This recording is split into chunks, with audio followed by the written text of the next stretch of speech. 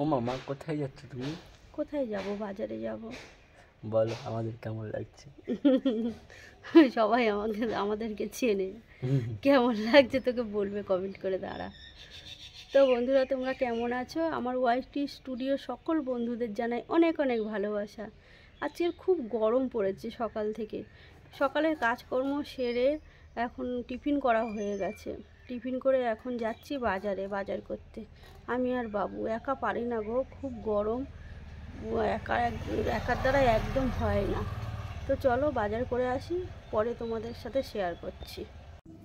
বাজারে থেকে চলে এসেছি, এসে মাছ ধুয়ে সব গুছিয়ে নিয়ে চলে আসলাম রান্না করতে। কড়াইটা গরম হয়ে গেছে, তেল দিয়ে দিলাম, দিয়ে মাছটা লাল লাল করে ভেজে নেব। লঙ্কা হলুদ মাখিয়ে নিলাম, লবণ দিয়ে মাখিয়ে মাছটা কড়াইতে দিয়ে ভেজে দিলাম। আজকের একটা অন্য রকমভাবে রান্না করব। গরমের সময় আমাদের গ্রামে এইভাবে খায়। এইভাবে মাছের ঝোল করলে খুব ভালো লাগে। তোমরা এইভাবে একবার বানিয়ে দেখো, খুব ভালো লাগবে। মাছটাকে লাল লাল করে ভেজে তুলে নিলাম। ডালের বড়ি একটু ভেজে নেব। ডালের বড়ি, কলমি শাক, আলু দিয়ে মাছের ঝোল। বড়িটাও ভাজা হয়ে গেল, বড়িটা ভেজে তুলে নিলাম। দিয়ে ওই কড়াই একটু তেল দিয়ে পেঁয়াজ রসুন ফোড়ন দিয়ে দিলাম, একটু কাঁচা লঙ্কা দিয়ে দেবো। মানে এটা শাক ভাজবো, কলমি শাক। কাঁচা লঙ্কা চিড়তে ভুলে গেছি, তাই খুন্তি দিয়ে ভেঙে ভেঙে দিলাম। দিয়ে শাকটা দিয়ে দিলাম, কলমি শাকটা দিয়ে ভাজা ভাজা করে নেব। এর ফাঁকে লবণ দিয়ে দিয়েছি, হলুদও দিয়ে দিয়েছি, দিয়ে একটু নাড়াচাড়া করে ভেজে নেব। কলমি শাক ভাজা কিন্তু আমাদের বাড়ির সবাই খেতে ভালোবাসে, খুব ভালো লাগে। আমারও খুব ভালো লাগে কলমি শাক খেতে। ভাজা ভাজা হয়ে এসছে, নামানোর আগে একটু চিনি দিয়ে দেব। শাক ভাজাতে আমাদের একটু চিনি দিই, দিয়ে একটু নাড়িয়ে তুলে নেব শাক ভাজাটা।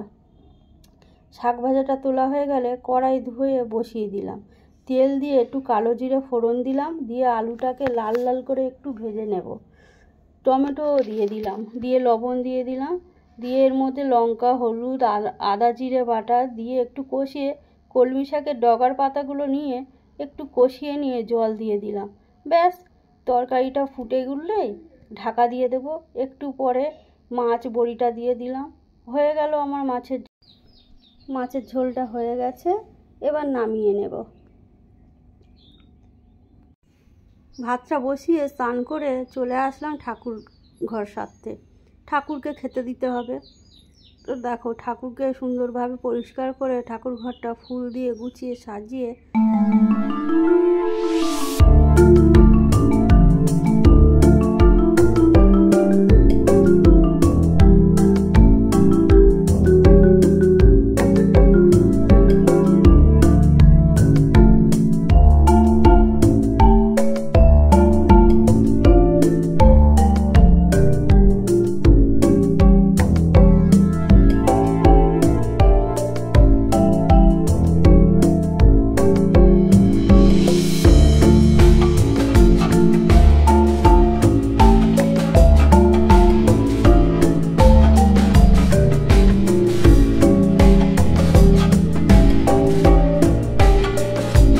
না উঠতেই পাশের বাড়ি থেকে একটা দিদি প্রসাদ দিয়ে গেল।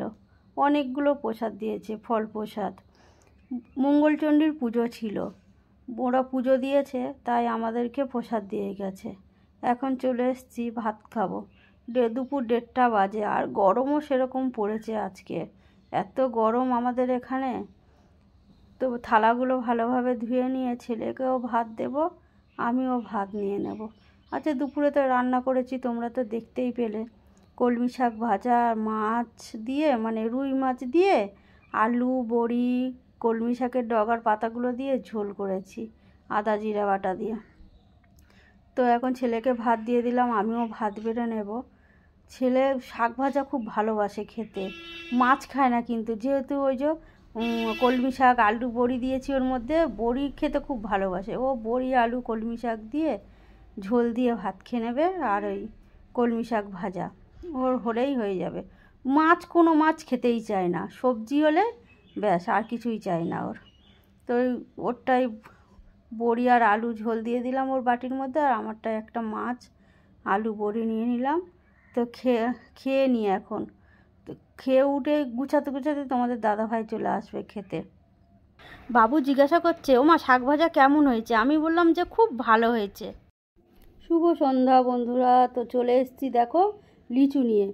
বৌদি লিচু দিয়ে গেছে, লিচুগুলো এখন খেয়ে নিই। সন্ধ্যাবেলা বলো কে লিচু খায়? আমি কিন্তু খাবো, আমার লিচু খুব ভালো লাগে খেতে। তাই একটা ছাড়িয়ে নিলাম, অপেক্ষা না করে ছাড়িয়ে নিয়ে দেখবো কেমন মিষ্টি। বৌদি বলছিল খুব মিষ্টি, মিষ্টি মনে হয় হবে। ওহ কি খেতে! আজ ব্লগটা এই পর্যন্ত থাক। সবাইকে টাটা, সবাই ভালো থেকো, সুস্থ থেকো, পরের ব্লগের জন্য অপেক্ষা করো।